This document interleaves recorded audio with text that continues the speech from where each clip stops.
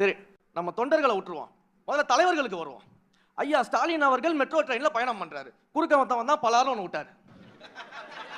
அப்ப அவர் அரசியல் மயப்படலையா? ஒரு தொண்டரை அடிக்கிற அளவுக்கு அவர் அரசியல் மயப்படலையா? அப்படிங்கிறத இங்க யாராவது பேசுறோமா? ஒரு அமைச்சராக இருக்கக்கூடியவர் ஐயா பொன்முடி அவர்கள் வந்து நாமத்திற்கும் திருநாம பட்டைக்கும் ஒரு ஆபாசமான விளக்கத்தை கொடுக்கிறாரு. இத பத்தி இங்க யாராவது பேசுறாங்களா? அப்ப அவர் அரசியல் மயப்படலையா? அமைச்சர் அரசியல் மயப்படலையா அப்படின்னு இங்க யாரும் பேசுறது கிடையாது. அதே போல இன்னொரு அமைச்சர் இதே தொகுதியை சேர்ந்தவர் தான் அண்ணன் நாசர் அவர்கள் ஒரு இடத்துல அவருடைய தொண்டரை ஒருத்தர் சேர் எடுத்து போறேன்னு கள்ள கொண்டு அடிக்கிறாரு.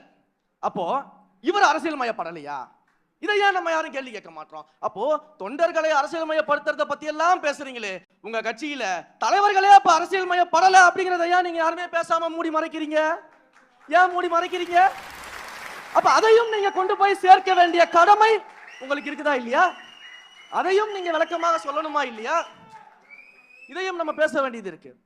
ஐயா பொன்ராஜ் அவர்கள் சொன்னாங்க, எந்த கட்சியாலேயுமே வந்து உடனடியாக மதுபான ஆலைகளை ஒழிக்க முடியாது, உடனடியாக ஊழலை ஒழிக்க முடியாது. சரி, முடியாது நீங்க சொல்றது உடனடியாக பண்ண முடியாது அப்படிங்கிறீங்க, நான் சொல்றேன். ஆனா அதற்கான திட்டங்களை தமிழக வெற்றி கழகம் 2026 தேர்தலில் முன்வைத்து போதையில்லா தமிழகத்தை உருவாக்குவதற்கான திட்டங்களை முன்வைக்கும் நான் சொல்றேன். ஆனா நான் உங்களுக்கு நீங்க இவ்வளவு எங்களுக்காக கேர் எடுத்து பேசுனீங்கன்றதால ஒரு விஷயத்தை மட்டும் நான் சொல்லி தெளிவுபடுத்திக்கிறேன் ஐயா.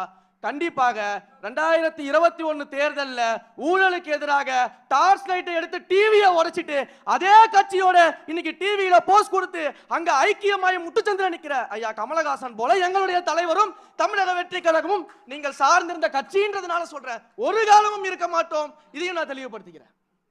அடுத்தது பாஜக எதிர்ப்பு. பாஜகன்னு பேர் சொல்லல. இப்பவும் சொல்றேன், 2026 திமுகவின் ஊழல் ஆட்சி ஒழிக்க